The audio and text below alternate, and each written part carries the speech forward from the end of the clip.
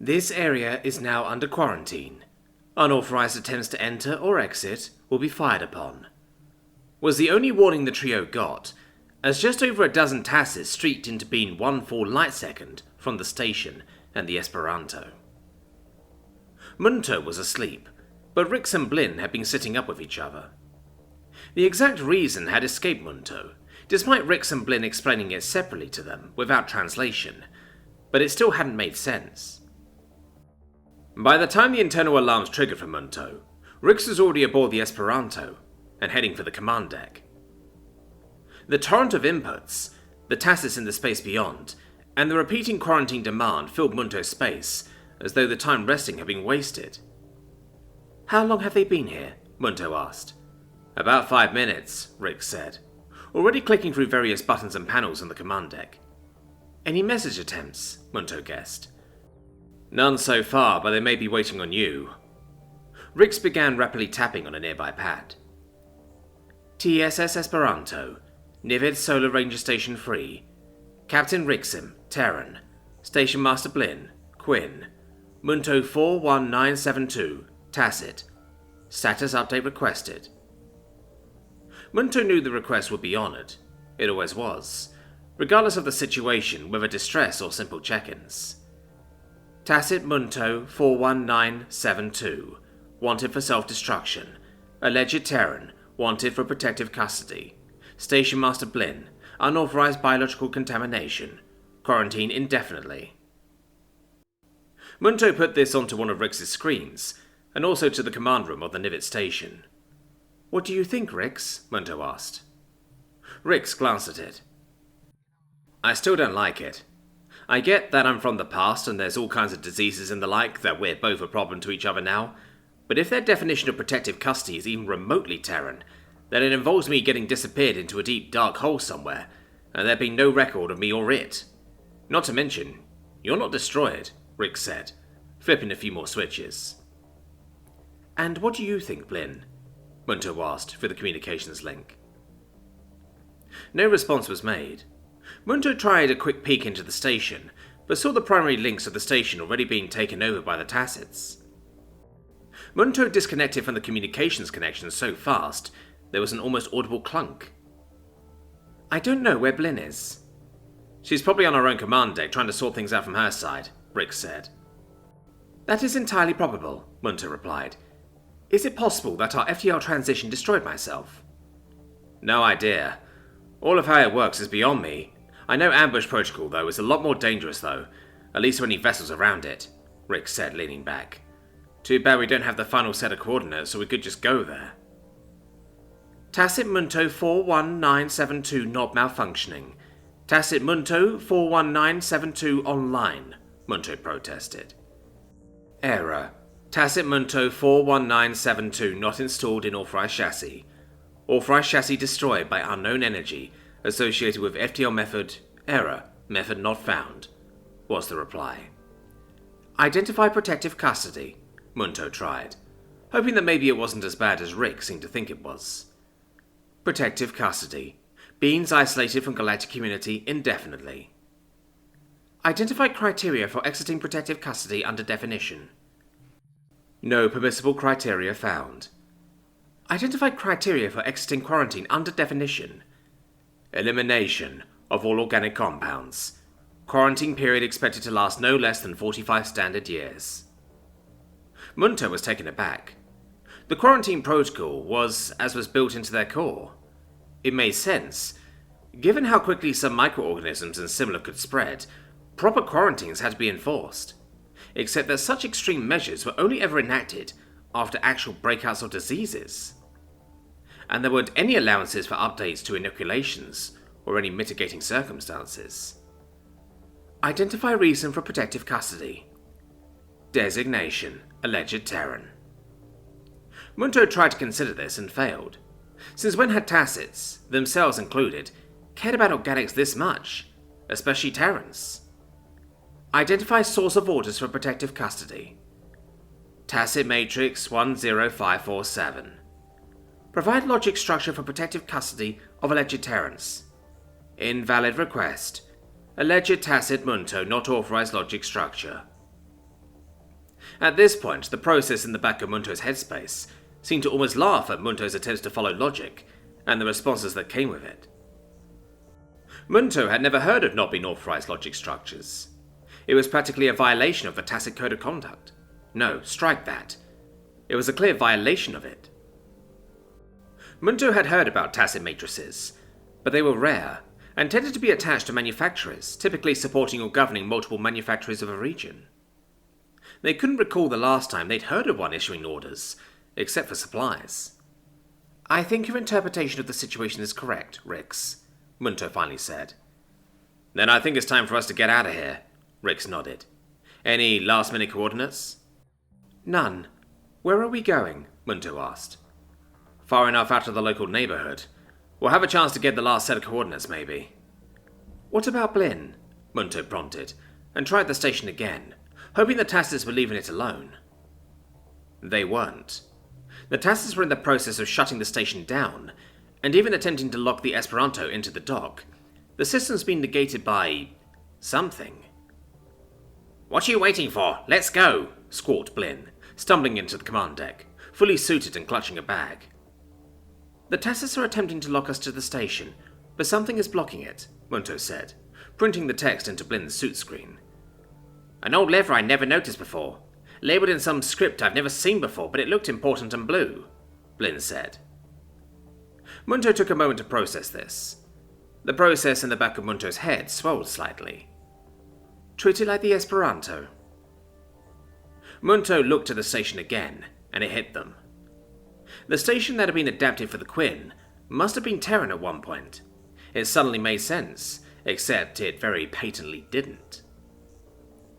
Munto virtually dived at the station and pressed it for details, using all they had learned about the trinary systems used by the Esperanto, bypassing the more complex quantum pair links and sticking with optical links. It was all there, buried in the walls and the struts and the bulkheads. There were massive gaps too. "Like an outpost station," was floated up by the strange process, Rix's words coming back to Munto. A Terran outpost station, yes, that fit. It also fit Blinn's statement about old systems not being used, and so getting removed. Munto dug into the section of the station that they could. The Tassis might have the higher bandwidth means of control, but Munto had deeper access. Munto started by cutting the Tassis from the communications, by disconnecting the power from the GalNet link. It wasn't everything, but it was enough. The Tassis noticed immediately and began moving inward, slowly but coming. "Rix, I can disconnect us, but if we can stay or take it with us, this station is Terran in origin," Munto said to both Rix and Blinn. "I know," was Rix's only reply. "Please take what we can with us. I only brought what I could carry," Blinn indicated, and Munto taking a fraction of a moment to translate it for Rix. Rix frowned, but tapped on several controls and flipped several switches. 30 seconds later, and the Tassis still getting closer, Rix leaned back. "It's as close as I can get it, and I can't promise anything.